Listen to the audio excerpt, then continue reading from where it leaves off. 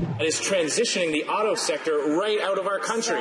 The blame game playing out in question period today over impending job cuts at General Motors' Oshawa plant, with federal Conservative leader Andrew Scheer pointing the finger at Liberal policies.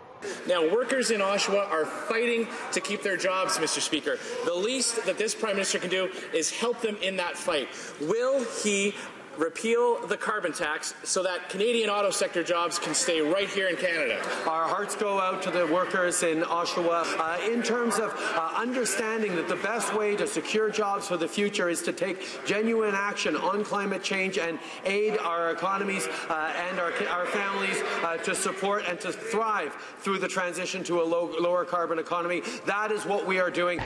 But in GM's announcement on Monday that some 14,000 jobs will be slashed at 5 of the automaker's plants in Canada and the U.S. by the end of next year, the company explained its shifting business plan, not government policy, was behind the decision, saying it's halting production of some of its poor-selling models to focus more on autonomous and electric vehicles. We understand there's a transformation in the industry, but we also know that they can build all of these vehicles in Canada. Jerry Diaz, the president of Unifor, Canada's largest private sector union, bringing his fight to save GM jobs to Washington, where he met with his U.S. counterpart, the head of America's United Auto Workers. It's time now that Canada and the United States joined together. We drew a line in the sand and we said to General Motors, okay, enough is enough. You're going to have to reverse this decision, or we're going to have to take collective action as two nations against General Motors.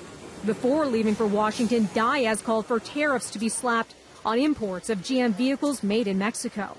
General Motors, with the ink not even being dry in the new NAFTA, knowing that they have years before the new one is going to be implemented, in my opinion, just showed the President of the United States and the Prime Minister of Canada their middle finger.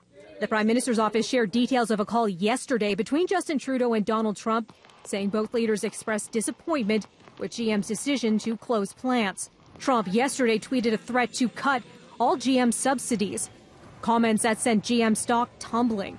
But according to reports, including from CNN, the automaker is not aware of any significant U.S. federal subsidies the company is receiving, beyond an available tax credit that goes to the customer. Something to watch for. Justin Trudeau, he is headed to Argentina tonight for the G20 summit. On the sidelines there, the new NAFTA deal, or USMCA, could be signed. Lots going on.